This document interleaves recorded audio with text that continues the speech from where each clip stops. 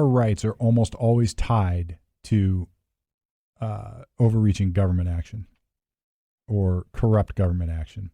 We don't want a corrupt government actor, a prosecutor, to be able to unilaterally charge people with crimes and prosecute.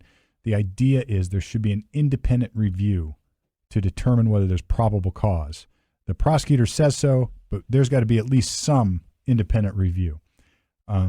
Now, the old saying is prosecutors could indict a ham sandwich. You know, they're the ones in charge of the proceeding, and they can get an indictment. But at least there's something. You know, like you have a right to a grand jury proceeding, and returning something called a bill of indictment, meaning a document charging somebody with a crime formally after a grand jury has reviewed it and at least voted on it and established sufficient probable cause.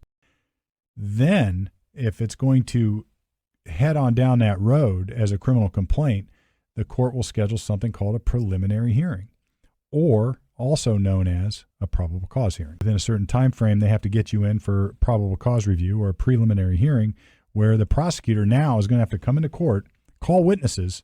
The defense has a right to be there in public and cross-examine witnesses. So it was dismissed for a future indictment, meaning it'll probably be indicted at some point, but we're not going to go through the rigmarole of a preliminary hearing. Now, why that process? Any ideas? How I would view it is they'd want to do that to maybe get the guy arrested if they think he might be a flight risk. So you're thinking, let's get this guy cuffed up and then we can get the indictment, but we just want to do it now. Like, we don't want to wait to get a grand jury together and do all that. Like, we just need to, we want to at least get him in jail tonight. That's how I would view it. Yeah, that makes sense. Yeah, so think old John Wayne movie, the old Rooster Cogburn movie. In the beginning of that movie, he's arrested. I don't know. I don't remember who the guy he arrested in the first scene of that movie, but it might have been Lucky Ned Pepper. I don't remember. But there's a character he arrests, and he drags this guy into court, and they have essentially a preliminary hearing. And, old Rooster Cogburn, John Wayne, in his crotchety old way, is saying, well, I shot him, and blah, blah, blah.